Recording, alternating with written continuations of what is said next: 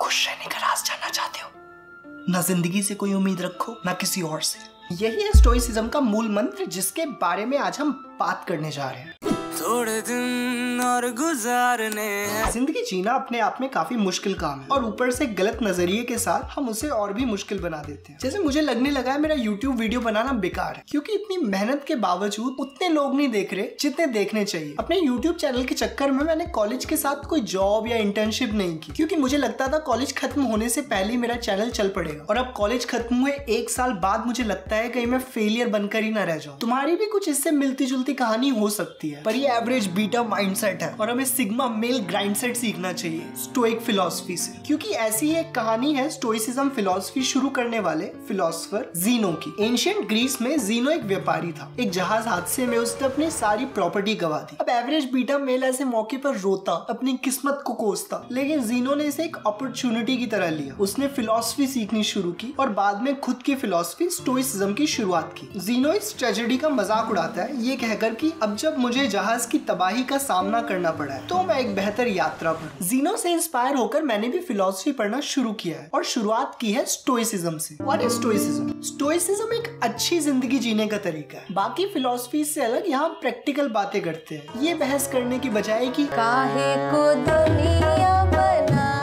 The chief task in life is simply this: to identify and separate matters so that I can say clearly which are externals not under my control and which have to do with the choices I actually control. Where then do I look for good and evil? Not to the uncontrollable externals but to the choices that are my own. Epictetus. Stoics के हिसाब से जिंदगी के हर किस्से को 2 हिस्सों में बांट सकते हैं। इंटरनल यानी जो हमारे कंट्रोल में है, जैसे हमारे ख्याल, हमारे एक्शन, और एक्सटर्नल जो हमारे कंट्रोल के बाहर है, जैसे बाकी दुनिया का बर्ताव और एक्शंस। हमें फोकस करना चाहिए उन चीजों पर जो हमारे कंट्रोल में है, बेसिकली हमारे एक्शंस। एक्सटर्नल चीजों पर गौर करना समय और इमोशन दोनों की बर्बादी है। ये कॉन्सेप्ट थोड़ा थोड़ा हमारी हिंदुइज्म फिलॉसफी से मिलता है कि कर्म करो, फल की चिंता मत करो। जब तुमने कुछ अच्छा किया और दूसरे का उससे फायदा हुआ तो क्यों एक पागल की तरह तुम्हें उसके ऊपर तीसरी चीज भी चाहिए, काम पर वाहवाही या बदले में एहसान। Marcus Aurelius. जैसे मेरे कंट्रोल में स्टोइसिज्म पर बेस्ट वीडियो बनाना, उसे बेस्ट थंबनेल और टाइटल देना, फिर एक बार मैं इसे अपलोड कर देता हूँ तो वो मेरे हाथ से बाहर चला गया कि इसका क्या होता है। इस पर समय खराब करना बेकार है कि कितने लोगों ने देखी, कितने लोगों को पसंद आई। इससे अच्छा मुझे और बेहतर स्क्रिप्ट लिखना, एडिटिंग करना सीखना चाहिए। कितना आसान हो जाए अगर सिर्फ उन्हीं चीजों पर काम करें जो हमारे बस में है। स्टोइसिज्म पूरी तरह सीखने में सारी जिंदगी लग सकती है और अपनाने में तो उससे भी ज्यादा। पर 3 छोटी और यूजफुल एक्सरसाइजेस हैं जहां से हम शुरुआत कर सकते हैं। पहला, मेमेंटो मोरी,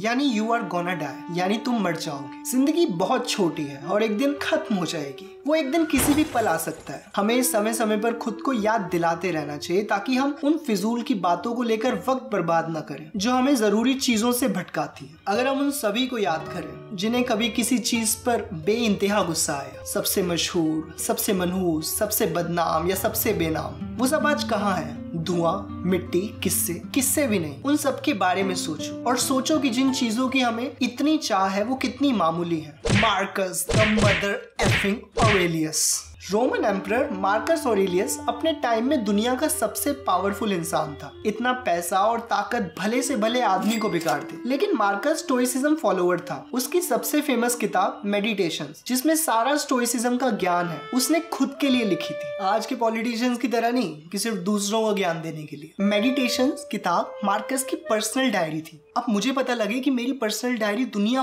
भर में लोग पढ़ रहे हैं तो मेरी फट जाएगी। सोचो, मार्कस ने उसमें कुछ तो गंदी बातें लिखी होंगी। पर memento mori, you are gonna die. हमारे मरने के बाद कोई पढ़ता भी है तो क्या फर्क पड़ता है? हमारे मरने के बाद कोई याद रखे ना रखे, जीते जी कोई कर रहा है या नहीं, हमारे आसपास वाले हमसे खुश हैं कि नहीं, हम खुद से खुश हैं कि नहीं, ये जरूरी है। अपने साल गिनो और तुम्हें शर्म आएगी कि अब भी तुम उन्हीं चीजों को चाहते हो और उनके लिए काम कर रहे हो जो तुम्हें बचपन में चाहिए थी। और इस बात का ध्यान रहे कि तुम्हारी खामियां तुम्हारे खत्म होने से पहले खत्म हो जाए। सेनेका। जीते रहते हैं वही जिंदगी, दोहराते रहते हैं वही गलतियां, जैसे सब कुछ हमेशा ऐसे ही चलते रहने वाला है। जैसे मैं हर वीडियो अपलोड करने पर वादा करता हूँ समय से नई वीडियो डालने का, और फिर महीनों लगा देता हूँ कुछ नया बनाने में, और सोचता रहता हूँ चलता क्यों नहीं मेरा चैनल। दूसरा, प्री मेडिटेशियो मेलोरम यानी नेगेटिव विजुअलाइजेशन। ये पॉजिटिव थिंकिंग से एकदम उल्टा कॉन्सेप्ट है। स्टोइक्स कहते हैं कि हमें इमेजिन करना चाहिए कि हालात कितने खराब से खराब जा सकते हैं, ताकि जब असली में ऐसा हो तो हम उसके लिए तैयार रहें। Nothing happens to the wise man against his expectation, nor do all things turn out for him as he wished, but as he reckoned. And above all, he reckoned that something could block his plans. Seneca। अक्सर दुख या गुस्सा चीजों की वजह से नहीं आता, लेकिन हमारी उम्मीद से अलग होने की वजह से तकलीफ पहुंचती है। जैसे बारिश अपने आप में खराब नहीं है, लोग इंतजार करते हैं, मौसम बढ़िया हो जाता है, लेकिन यही बारिश अचानक रास्ते में पड़ जाए और हमारे पास छाता ना हो तो सारा दिन बर्बाद हो गया। पॉजिटिव थिंकिंग की अपनी अहमियत है, लेकिन चीजें खराब होंगी ही नहीं ये सोचना बेवकूफी है। मैंने एक जगह गोल सेटिंग के बारे में पढ़ा था कि गोल की शुरुआत करने के लिए पॉजिटिव थिंकिंग, विजुअलाइजेशन ठीक है, लेकिन गोल पर लंबे समय तक टिके रहने के लिए नेगेटिव विजुअलाइजेशन अच्छा तरीका है, ताकि जब हालात मुश्किल हो तो हम उसके लिए मेंटली रेडी रहें और छोड़कर भागे नहीं। और आखिरी, अमोर फाती यानी लव योर फेट, यानी जो होता है अच्छे के लिए होता है, और अगर नहीं भी होता है तो भी हुआ है तो यही मान लिया जाए कि अच्छा हुआ है। Do not seek for things to happen the way you want them to, rather wish that what happens happen the way it happens, then you will be happy. Epictetus. Epictetus मेरा फेवरेट स्टोइक फिलोसोफर है। उसके नाम में भी epic और tits एक साथ है।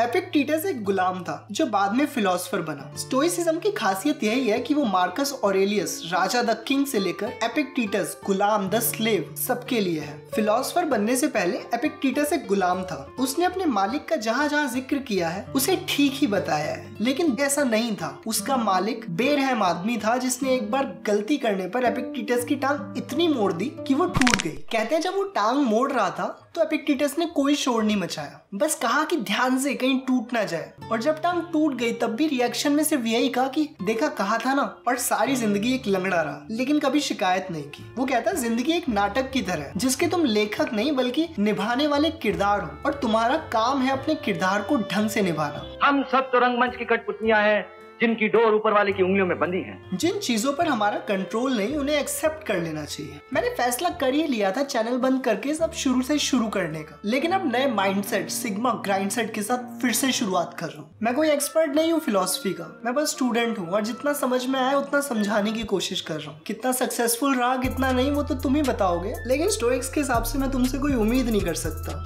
इस वीडियो में हम हिस्ट्री के सिग्मा मेल से मिले। अगर हिस्ट्री के सबसे सैवेज बंदे से कुछ सीखना है तो ये वीडियो देखो। आगे मिलते हैं, सब्सक्राइब। काहे को दुनिया